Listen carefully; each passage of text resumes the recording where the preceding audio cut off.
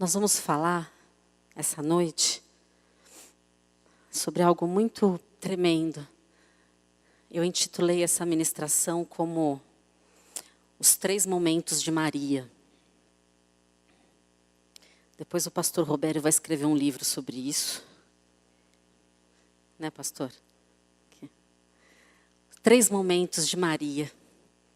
E eu oro para que o Espírito de Deus, que é aquele que foi enviado para nos ensinar, nos ensine a respeito da palavra de Deus. Amém? Nós vamos ler então 3 passagens, que são os 3 momentos. 3 momentos de Maria. O primeiro texto está em Lucas capítulo 11. Você pode seguir aqui pelo telão. Eu vou seguir aqui pela minha Bíblia. E eu queria pedir assim uma atenção especial sobre os textos, para que você já começasse a perceber coisas que o Espírito Santo vai te mostrar enquanto lemos. O primeiro texto está em Lucas capítulo 11, a partir do versículo 38. Oi? Capítulo 10, desculpa. 10. Capítulo 10, versículo 38. Caminhando Jesus e os seus discípulos, chegaram a um povoado onde certa mulher chamada Marta o recebeu em sua casa. Maria, sua irmã, ficou sentada aos pés do Senhor, ouvindo a sua palavra. Marta, porém, estava ocupada com muito serviço. E aproximando-se dele, perguntou: Senhor, não te importas que minha irmã tenha me deixado sozinha com o serviço? Manda-lhe que me ajude. Respondeu o Senhor Jesus: Marta, Marta, você está preocupada e inquieta com muitas coisas. Todavia, apenas uma é necessária. Maria escolheu a boa parte, e esta não lhe será tirada. Agora vá para João, capítulo 11.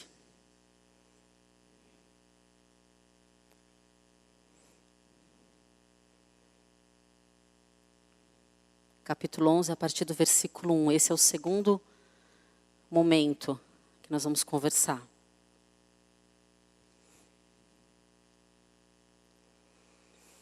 Havia um homem chamado Lázaro, e ele era de Betânia, do povoado de Maria e de sua irmã Marta. E aconteceu que Lázaro ficou doente. Maria, sua irmã, era a mesma que derramara perfume sobre o Senhor e lhe enxugara os pés com os cabelos. Então as irmãs de Lázaro mandaram dizer a Jesus: Senhor, aquele a quem amas está doente. Ao ouvir isso, Jesus disse: essa doença não acabará em morte, é para a glória de Deus, para que o Filho de Deus seja glorificado por meio dela. Jesus amava Marta, a irmã dela, e Lázaro. No entanto, quando ouviu falar que Lázaro estava doente, ficou mais 2 dias onde estava. Depois disse aos seus discípulos: vamos voltar para a Judeia. Estes disseram: Mestre, há pouco os judeus tentaram apedrejar-te, e assim mesmo vais voltar para lá? Jesus respondeu: o dia não tem 12 horas?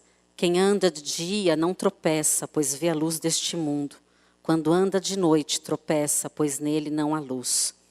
Depois de dizer isso, prosseguiu dizendo-lhes: nosso amigo Lázaro adormeceu, mas vou lá para acordá-lo. Seus discípulos responderam: Senhor, se ele dorme, vai melhorar. Jesus tinha falado de sua morte, mas os seus discípulos pensaram que ele estava falando simplesmente do sono. Então lhes disse claramente: Lázaro morreu, e para o bem de vocês estou contente por não ter estado lá, para que vocês creiam. Vamos até lá, vamos até ele. Então Tomé, chamado Dídimo, disse aos outros discípulos: vamos também para morrermos com ele. Ao chegar, Jesus verificou que Lázaro já estava no sepulcro havia 4 dias. Betânia estava distante cerca de 3 quilômetros de Jerusalém. E muitos judeus tinham ido visitar Marta e Maria para confortá-las pela perda do irmão. Quando Marta ouviu que Jesus estava chegando, foi encontrá-lo, mas Maria ficou em casa. Disse Marta a Jesus: Senhor, se estivesses aqui, meu irmão não teria morrido. Mas sei que mesmo agora Deus te dará tudo o que pedires. Disse Jesus: o seu irmão vai ressuscitar. Marta respondeu: eu sei que ele vai ressuscitar na ressurreição no último dia. Disse-lhe Jesus: eu sou a ressurreição e a vida. Aquele que crê em mim, ainda que morra, viverá. E quem vive e crê em mim não morrerá eternamente. Crê nisso? Ela lhe respondeu: sim, Senhor. Eu tenho crido que tu és o Cristo, o Filho de Deus que devia vir ao mundo.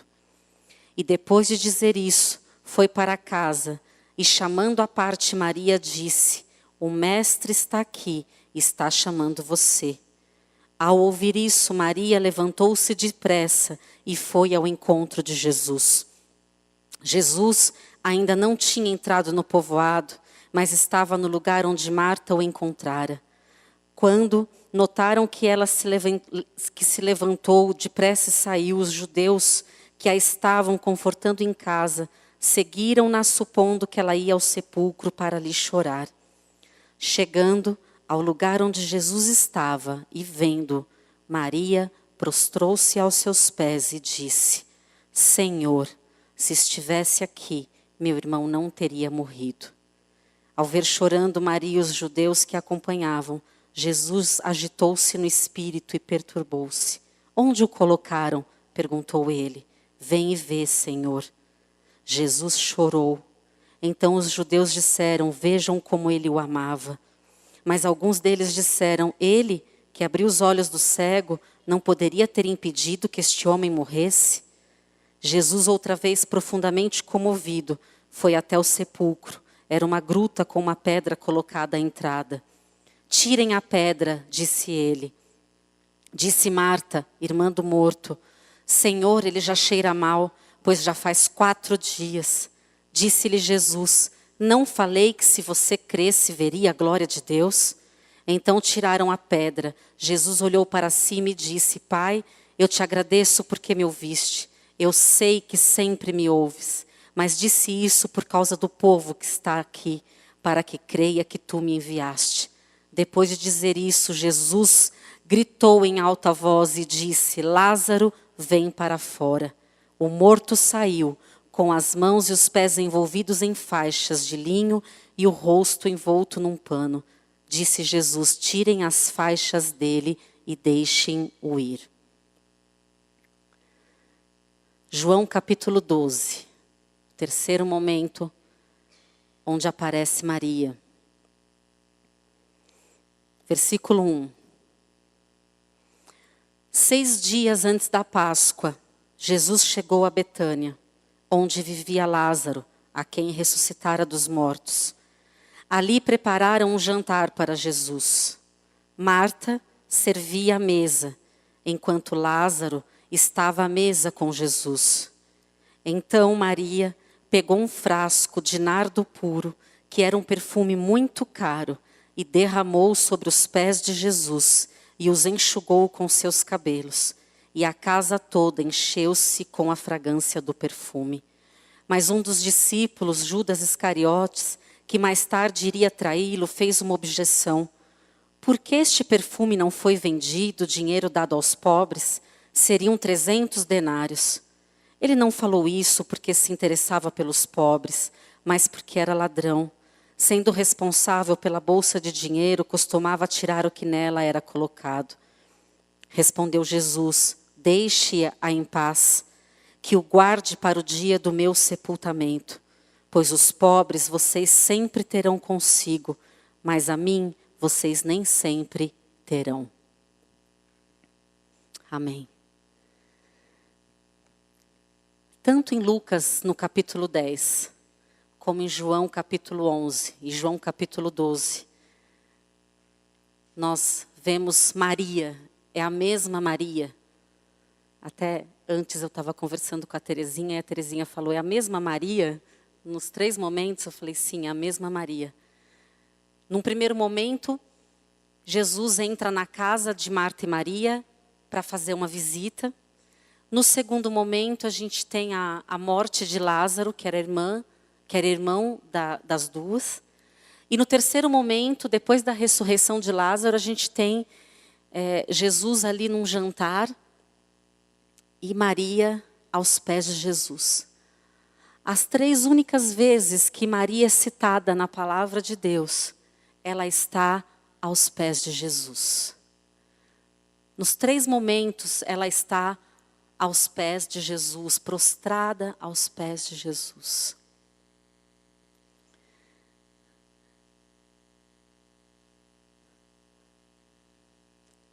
E é neste lugar que Jesus quer que eu e você estejamos.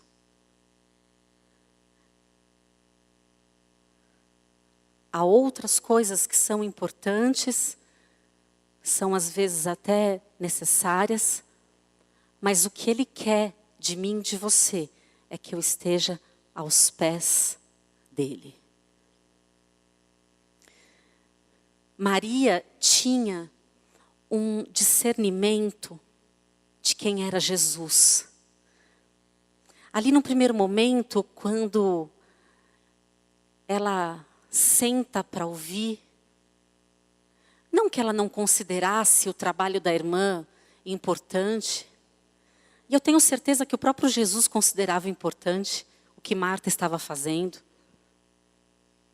Mas quando Marta o questiona, porque a irmã não estava ajudando, e ele diz que a Maria tinha escolhido a parte que realmente importava, é como se ele dissesse, se você tiver que escolher aonde você deve estar, se você tiver que escolher o que você deve fazer, se você que tiver que escolher entre fazer algo para mim ou estar comigo, escolha estar comigo.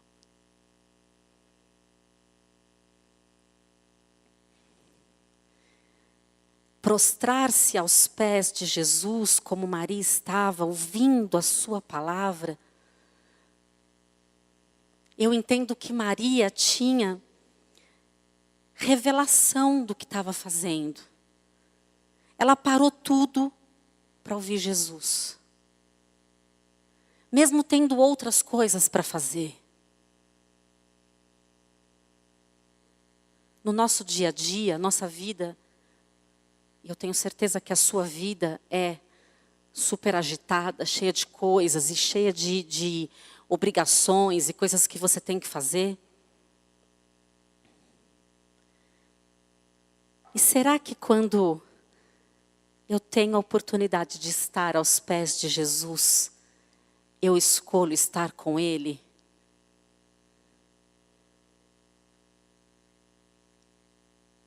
Fazer coisas para Ele não significa estar com Ele.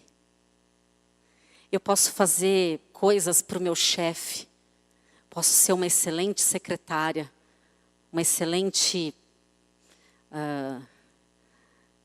auxiliar, posso ser aquela secretária que antes do chefe pensar, eu já adivinhei, já deduzi, já fiz.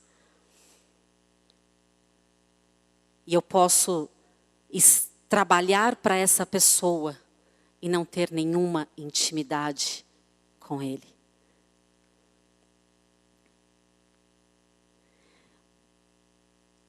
A revelação de estar diante daquele que realmente importa, daquele que realmente vai dizer aquilo que eu preciso ouvir. Em outro lugar eu não vou encontrar. Eu não vou ouvir de outra pessoa. Quando os discípulos disseram para Jesus assim, quando as pessoas estavam deixando por causa do discurso duro de Jesus, aí Jesus disse para os discípulos, vocês também vão embora? E o que ele disse? Para onde iremos? Se só o Senhor tem as palavras da vida eterna.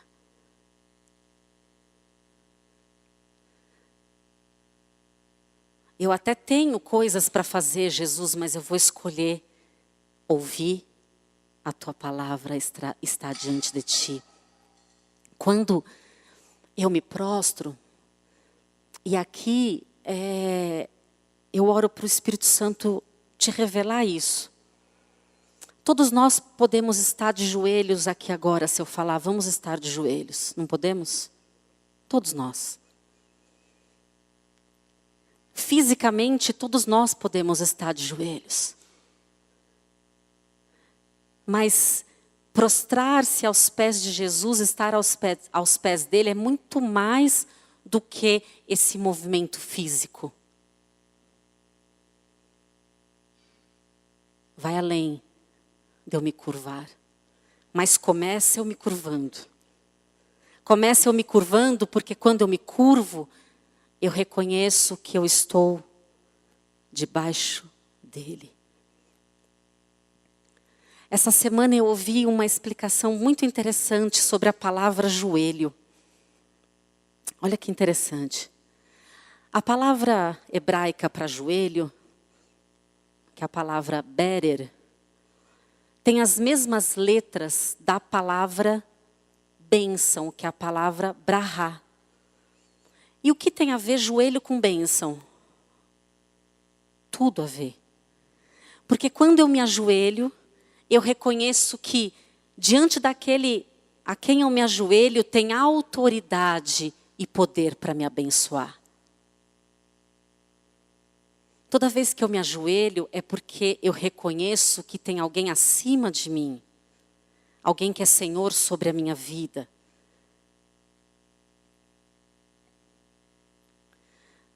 Num segundo momento, quando Jesus vai até a casa de Lázaro, ele já havia morrido. E ele não chegou atrasado na casa de Marta e Maria, porque o Senhor nunca se atrasa. Ele tinha um propósito. E não sei se vocês prestaram atenção na palavra, quando a gente leu ali em João 11, quando Marta viu que Jesus estava vindo, ela foi ao encontro dele e disse o quê? Senhor, se você estivesse vindo, se você tivesse chegado antes, o meu irmão não teria morrido. Não foi isso que ela falou?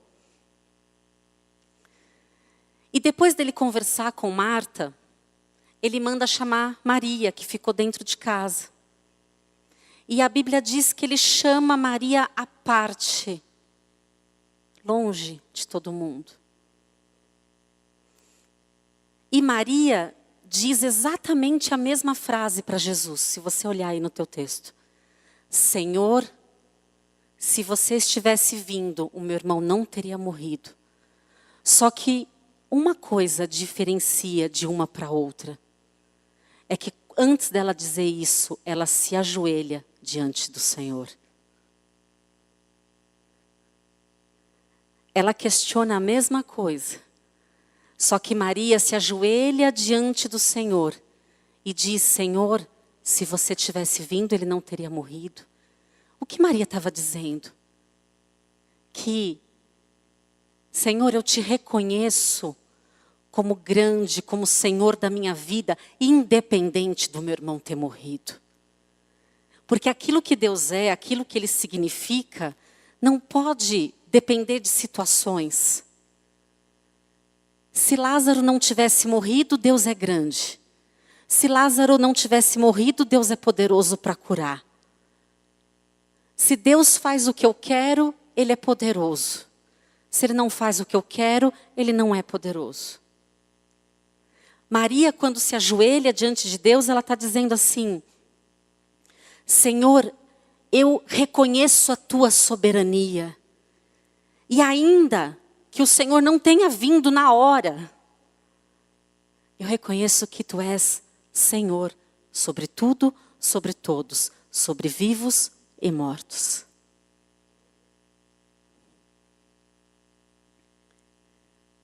E Jesus manifestou a glória dele, Lázaro ressuscitou. No terceiro momento, estavam eles ali num jantar. E Marta estava fazendo o quê? Trabalhando, né? Estava servindo, fazendo as coisas. Lázaro estava numa posição interessante, ele estava à mesa com Jesus. Estava ali numa posição de comunhão com Jesus. E onde estava Maria? Onde estava Maria nesse jantar? Aos pés de Jesus, derramando um vidro de perfume caro. O valor desse perfume, ali diz 300 denários, cada denário era mais ou menos o valor que uma pessoa recebia por dia de salário. Então era mais ou menos o salário de um ano, que ela estava, aos olhos de um, desperdiçando. Aos olhos de Jesus, o adorando. Aos olhos humanos, ela estava fazendo uma coisa incoerente. Uma coisa que não tinha sentido. Aos olhos de Jesus, ela estava o adorando. Ela estava ali manifestando o amor dele, dela por ele. Amor sem nada, sem precisar de nada em troca. Quando eu reconheço que Jesus é independente do que ele faz, eu o adoro e eu o amo, independente de qualquer coisa. E a grandeza dele não se mede pelas coisas que ele faz. A grandeza de Deus, a glória dele, a majestade de Deus, não se mede pelas coisas que ele faz. Ele é grande, ele é o Todo-Poderoso, ele é o Rei, ele é excelso, ele é o único, independente de responder a minha oração, de curar aquela pessoa que está no hospital, de dar ou não dar aquilo que você tem orado. E muitas vezes o que acontece externamente influencia o nosso relacionamento com Deus. Às vezes eu olho para Deus e me relaciono com Ele baseada naquilo que Ele tem agido nos meus olhos. Então eu vejo Ele não vindo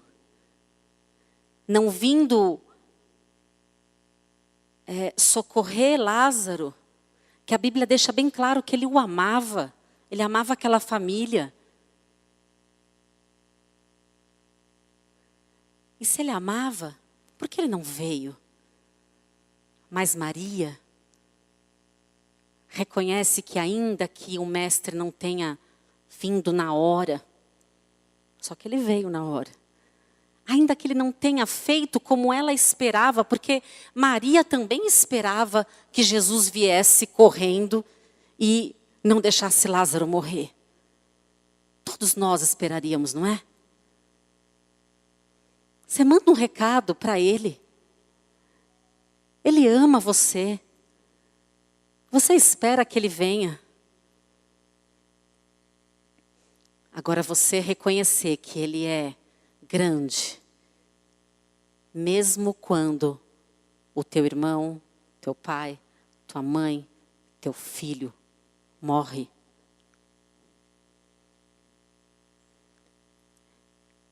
Porque eu o adoro pelo que ele é. E a minha intimidade com ele influencia a maneira como eu lido com as situações. Imagina você ali aos pés de Jesus,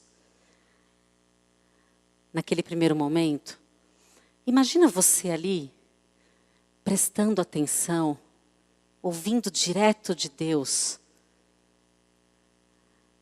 Ele ali só com você, pode imaginar? Porque hoje nós temos esse acesso. Nós temos acesso aos pés do Senhor.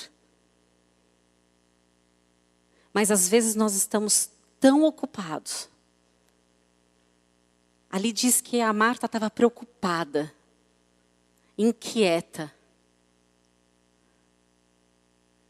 Ela estava tão preocupada, inquieta, que ela começa a acusar a irmã. Quando o nosso coração começa a ficar agitado, todo mundo é culpado. A gente fica tão agitado, tão longe de Deus, que todo mundo começa a ser culpado de tudo. E ela começa a acusar a irmã. E vocês viram uma maneira, até mesmo um pouco rude, que ela fala com Jesus. Ela fala, não vai mandar?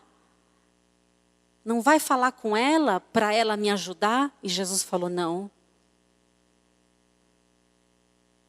Eu não sei o que Marta fez depois dessa frase de Jesus. Se ela foi aos pés, se ela ficou com o bico e foi embora. Se ela pensou assim, ele não sabe essa irmã folgada que eu tenho. Eu não sei o que ela pensou. O que ela deveria ter feito era largar tudo e sentar. Não sei se ela fez isso.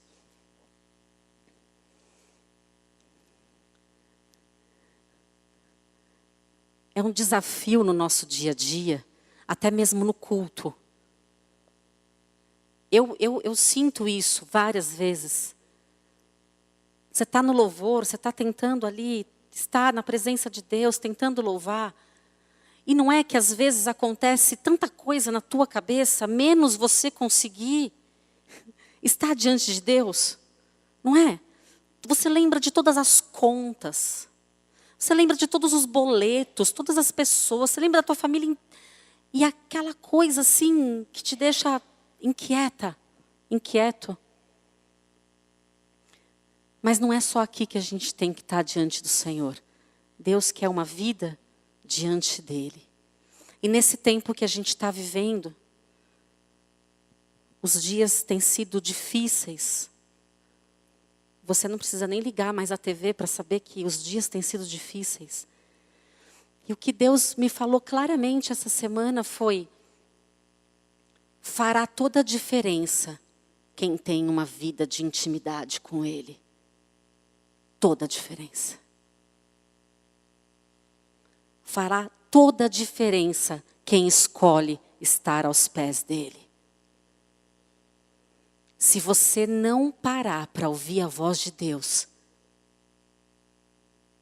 a gente está perdido. Não há resposta fora dele. Não há solução fora dele. Não tem caminho de salvação fora dele. Estar dentro da igreja não é segurança para ninguém. Você pode estar na igreja, você pode estar de joelhos e você pode estar longe de Deus.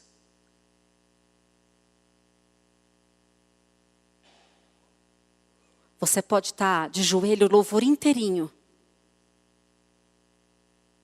e dizendo coisas com os seus lábios, mas o seu coração distante. Ali em Mateus capítulo 15 diz isso. Eles me honram, eles me falam de mim com os lábios. Cantam, falam de mim. E até me honram com os lábios, mas com o coração não me honra. Não tem coerência o que se diz e o que se vive, o que se sente. Estar diante de Deus é um grande exercício, principalmente para pessoas que sabem fazer coisas, para pessoas que sabem fazer bem as coisas. Estar diante de Jesus e reconhecer e o adorá-lo, mesmo quando ele não cura quem você ama.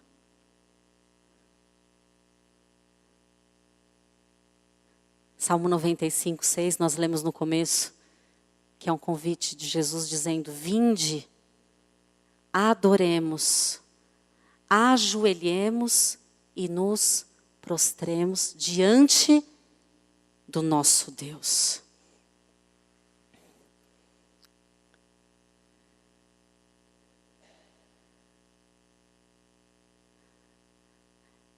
Tem uma coisa que me marcou muito, e me marcou por 2 motivos. Pelo que eu senti e pelo que depois uma pessoa me disse. Eu enterrei a minha mãe cantando "Grande é o Senhor e muito digno de ser louvado". Vocês sabem essa letra? Grande é o Senhor e muito digno de louvor. Queremos o teu nome engrandecer e agradecer-te por tua obra em nossas vidas. Confiamos em teu infinito amor, pois só tu és o Deus eterno sobre toda a terra e céu. Eu estava despedaçada, com uma dor inexplicável. E a minha mãe sendo enterrada e eu cantando, grande é o Senhor. E aí depois, quando terminou, uma pessoa vira para mim e diz assim, como é que você pode cantar isso, sendo que Deus não curou a tua mãe? E eu disse, o que eu penso do meu Deus é intocável. O que eu penso dele, o que ele significa para mim, é intocável. Não importa quem eu estou enterrando. Ele continua grande. Ele continua maravilhoso. E eu vou sim agradecer pela obra dele na minha vida. E eu confio sim no amor dele. Ele não ficou mais fraco porque ele não curou. Ele não ficou menos poderoso. E como uma pessoa me perguntou depois de uns dias, você deve ter perdido a sua fé. E agora o que você vai dizer para as pessoas? E eu disse, eu não tenho nada para dizer para as pessoas. A minha fé não diminuiu, pelo contrário. Eu continuo crendo. Eu continuo adorando. Em tempo, fora de tempo, com dor ou sem dor, feliz ou triste, com mãe, sem mãe, com emprego, sem emprego. Eu o adoro. Significa reconhecer ele acima de tudo e de todos. E jamais culpá-lo por qualquer coisa que aconteça aqui na terra, que aos meus olhos parece que não aconteceu. Jesus não faz nada errado. Deus não faz nada errado. Deus não se atrasa, não perde o controle. Ele é perfeito. E o desafio para nós é o adorá-lo e reconhecê-lo quem ele é todos os dias da sua vida. Estando você casando, estando você no hospital, estando você num velório, não importa. O nosso Deus não muda. Adorá-lo como Maria fez. A nossa primeira atitude diante de Deus é nos ajoelhar. Senhor, eu sei tantas coisas. A gente aqui é um povo muito sabido. Sabia? Eu sou bem sabida. Você também é muito sabido. A gente sabe fazer muitas coisas. Mas quando eu chego diante dele, eu digo assim, ainda que eu saiba muitas coisas e saiba fazer muitas coisas, eu vou reconhecer que o Senhor sabe mais do que eu. E eu me prostro diante do Senhor para que a tua bênção venha sobre a minha vida. Eu entendi essa semana, com essa definição de joelho e de bênção, que se eu não tiver de joelhos, ele não tem como me abençoar. Se eu não me abaixar. Antigamente, Eu não sei se existe isso ainda hoje. Antigamente os filhos chegavam para os pais e abaixavam para pedir a bênção. Alguém viveu isso? Chegava diante do pai ou do vô. Eu me lembro de cenas assim, de crianças se abaixando para que o pai pudesse abençoar.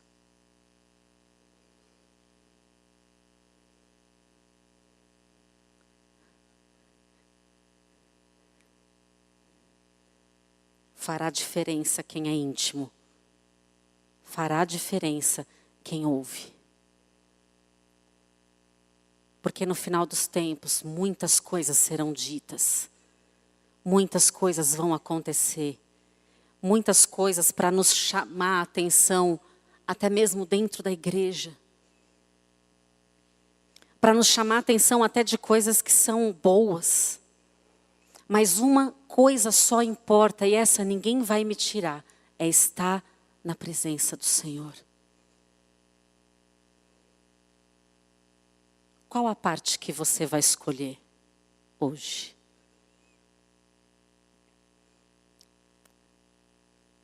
Qual parte você escolhe? Diante de quem você vai se submeter hoje? Os homens, as mulheres, os jovens. Todos os dias da minha vida, eu tenho que escolher diante de quem eu vou me curvar. E eu decido me curvar diante do Senhor Jesus. E vou para sempre dizer que Ele é grande. E vou falar do amor dele para sempre. E não vou me envergonhar nunca do evangelho dele. E não vou nunca deixar de dizer que ele é bom. Deus é bom. Deus é bom. Não importa o que vai acontecer com você amanhã, depois da manhã, daqui a um mês, Deus é bom. Não importa o que vão falar, não importa. Você tem que ter um relacionamento com Deus que tem que ser uma coisa assim, imexível, intocável. Sabe, uma redoma, você e Deus na intimidade, e nada e ninguém pode te abalar. Nada e ninguém. E nós precisamos da ajuda do Espírito Santo. Porque coisas tão pequenas nos tiram da presença do Senhor. Não é? Coisas às vezes tão...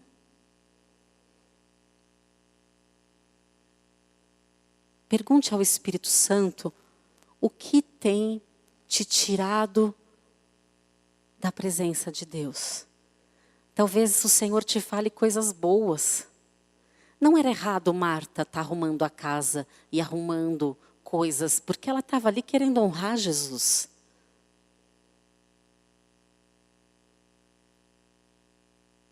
Mas há tempo para todas as coisas. O Espírito Santo vai te dizer, agora para isso e vai aos pés de Jesus. Agora para aqui um pouco e vai aos pés de Jesus. Amém?